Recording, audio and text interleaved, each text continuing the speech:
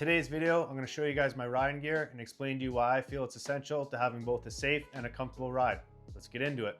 We'll start with the helmet. This is the Biltwell lane splitter. Some of the reasons why I purchased this helmet in the first place and why I choose to keep it. First off is the price. It's about half the price of the competitors and it looks the same in my opinion. Second reason, the most important reason, is the size of the exterior shell. If you have a large head like me, by the time you find a helmet that fits you comfortably on the inside, it will be that next size up on the exterior shell. So it's a little bit heavier, doesn't feel right, in my opinion, just doesn't look as good.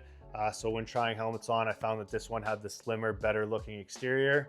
When you buy this helmet, it will only come with the clear lens, so you will have to purchase a tinted lens if you want that. Majority of the time I run the tinted lens. If I go on long trips, I will rather swap it over, or I will keep the clear lens in my saddlebag so I can swap it if needed. The one and only issue I've had with this helmet, other than a little bit of wind noise, was the chattering on the windscreen here.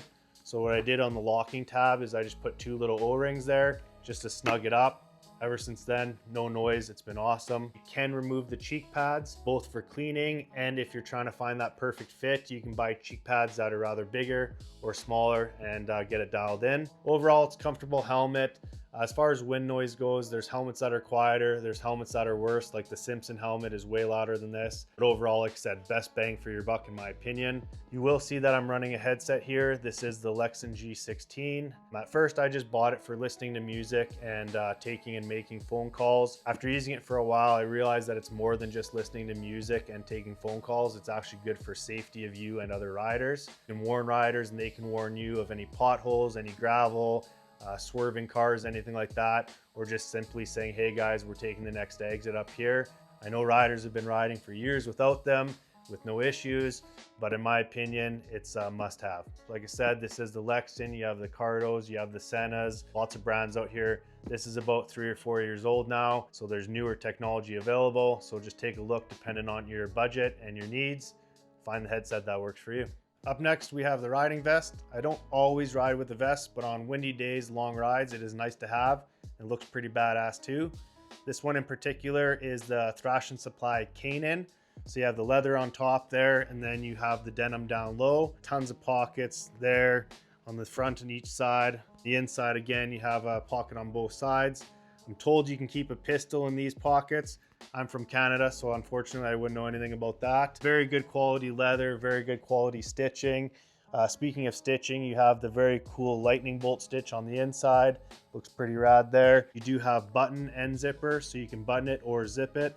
Just like any vest, it is going to be a little stiff at first, but it definitely breaks in and gets more comfortable as time goes on. I had the privilege of going to Thrash and Supply headquarters last year when I was in California and tried them all on, and this one fit me best. If you're right at that tipping point between one size or the other, I would definitely go with the larger size. Go check it out. There's lots of other brands out there. If this one's not for you, and find a vest that fits you right.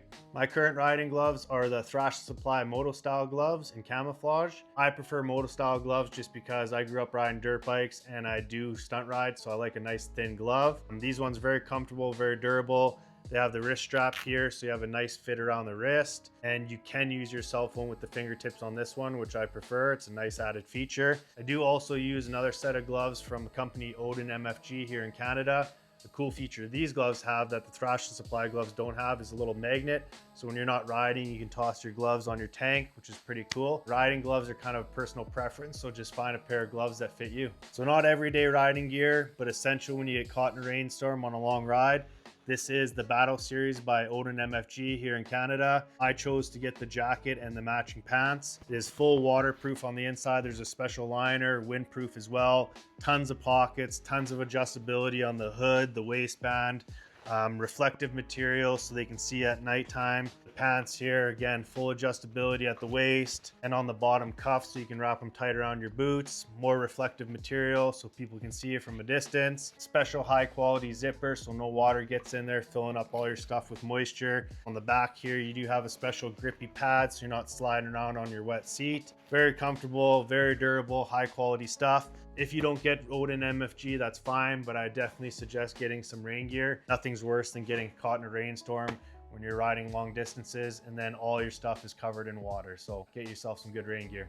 This is the Thrash and Supply handlebar bag. I know it's more of an accessory than it is gear, but I found it very convenient, making riding a little bit more enjoyable. In my handlebar bag, I have things like riding glasses, tools, wallet. Sometimes I toss my cell phone in there.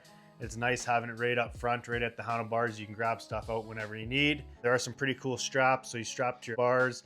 You can strap to the side of your bike. There are a lot of other brands that make handlebar bags. You can also get ones on Amazon for very cheap. Just try to get yourself a handlebar bag. Definitely makes things a little bit more convenient and enjoyable.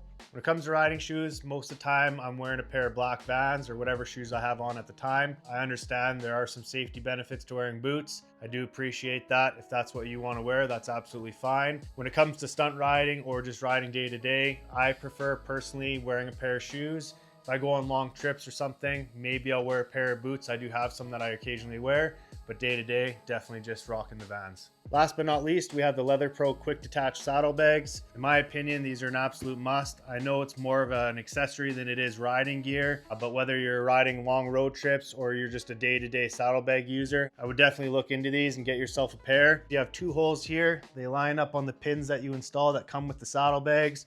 You slide down, lock it in place. If you want to remove the bag, simply just slide up on it, pull the bag off. There is a locking tab on here if you want to lock the bags on, so just a little bit more security.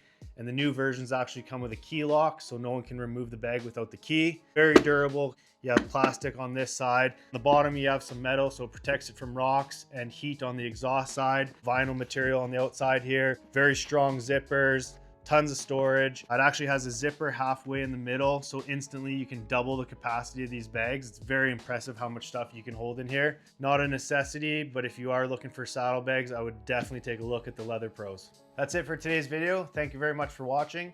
If you guys have any questions or recommendations of your own of gear that you think I should be using, feel free to drop them down in the comments below. Don't forget to like and subscribe, and we'll see you in the next video.